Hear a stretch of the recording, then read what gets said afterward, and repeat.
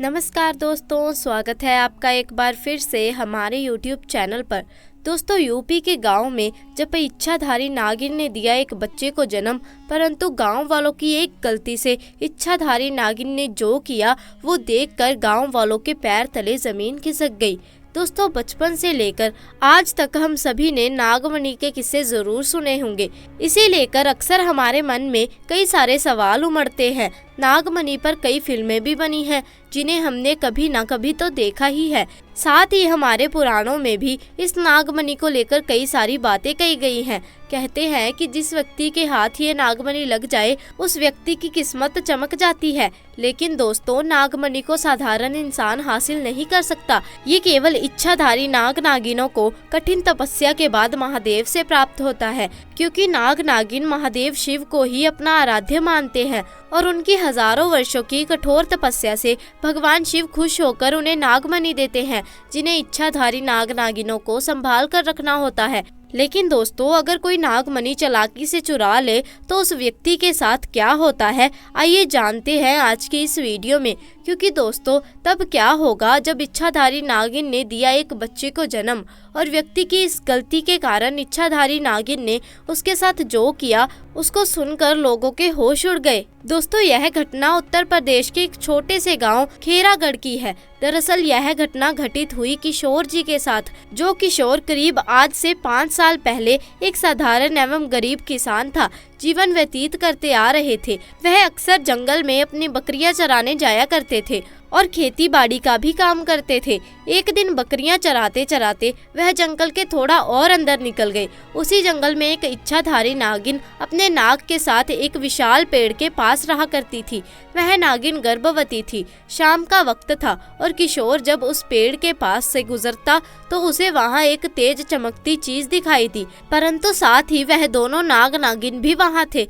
उन्होंने देखा, वो थोड़ा सा डर गया और तुरंत ही वहां से अपने घर की ओर भागा। किशोर इतना घबराया हुआ था कि उस समय उसने पीछे मुड़कर तक नहीं देखा, परंतु उस रात उसके ध्यान में वो चीज जो चमक रही थी वो बार बार आ रही थी। वह इतना तो समझ गया था कि हो ना हो वह बहुत बहुमूल्य चीज थी और अगर वो मुझे मिल जाए तो मैं भी धनवान हो जाऊंगा। परंतु सबसे बड़ी मुसीबत थी वह दोनों नाग नागिन। अगले दिन वह वापस जंगल में उसी पेड़ के स्थान पर आ गया और कुछ देर खड़े रहकर छिपकर उस पेड़ के पास रह रहे नाग नागिन को देखने लगा।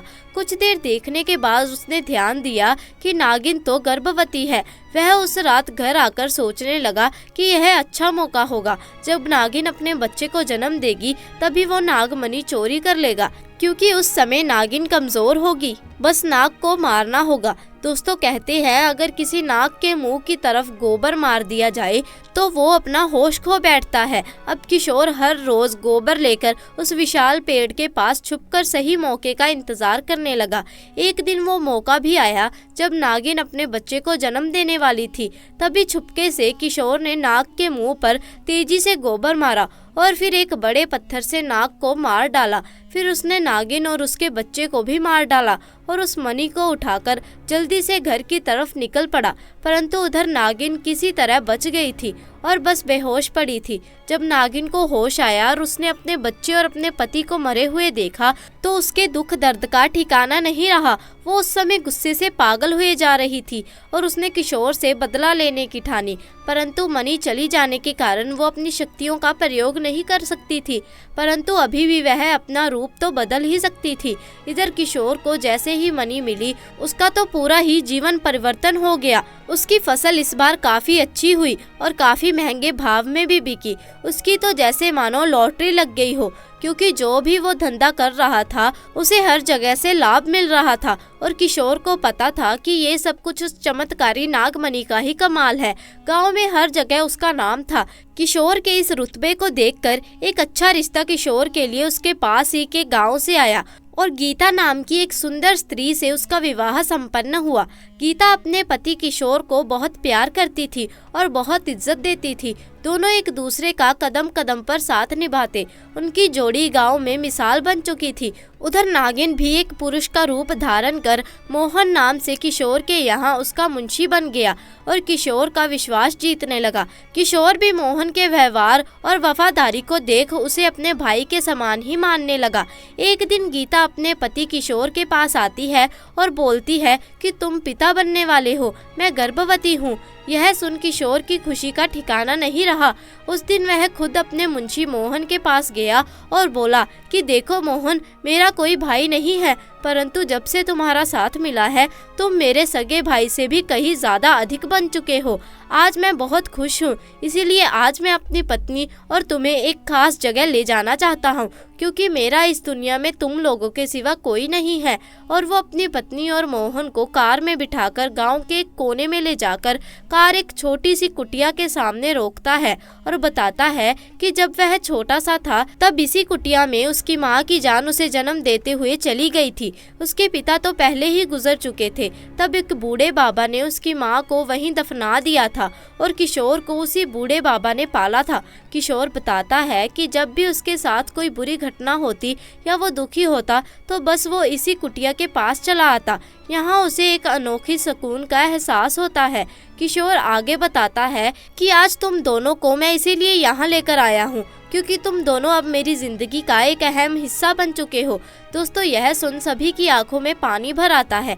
कुछ देर रुकने के बाद जब वे वापस पहाड़ी से होते हुए घर को जाते हैं तो अचानक उसकी गाड़ी पहाड़ी पर एक पत्थर के पास टकराती है और गाड़ी को जोर से झटका लगता है, जिसके कारण किशोर तो कार में ही फंस जाता है, परंतु उसकी पत्नी गीता पहाड़ से नीचे गिरकर एक पेड़ से अटक जाती है और उस पेड़ के ठीक नीचे ही बहुत गहरी खाई थी। दोस्तों, वो रात कार्तिक पूर्णिमा की थी। मोहन अपनी शक्तियां पाकर पुनः नागिन रूप धारण कर लेता है। किशोर मोहन को देखकर चौंक जाता है क्योंकि मोहन अब नागिन में पुनः बदल जाता है। वो नागिन किशोर को बताती है कि कैसे ठीक इसी तरह वह भी इसी स्थिति में फंसी थी जब किशोर ने उसका पूरा घर संसार लूट लिया था, उसके पति और बच्चे को मारकर, और आज मेरे पास बदला लेने का मौका है। किशोर घायल गाड़ी में फंस गया होता है और रो रो कर नागिन को बोलता है कि भले मेरी जान ले लो, परंतु मेरी पत्नी गर्भवती है, उसे छोड़ दो। परंतु तभी उस नागिन को अपनी वही स्थिति याद आती है कि क्या होता है जब कोई अपना छिन जाता है। ये जिंदगी का सबसे बड़ा दुख होता है। नागिन ने किशोर का उसकी पत्नी के प्रति सच्चा प्यार देख उसे माफ कर दिया और गीता को उस पेड़ से निकाल कर बचा लिया तथा दोनों को हॉस्पिटल छोड़ खुद वापस जंगल में उसी विशाल पेड़ के पास चली गई।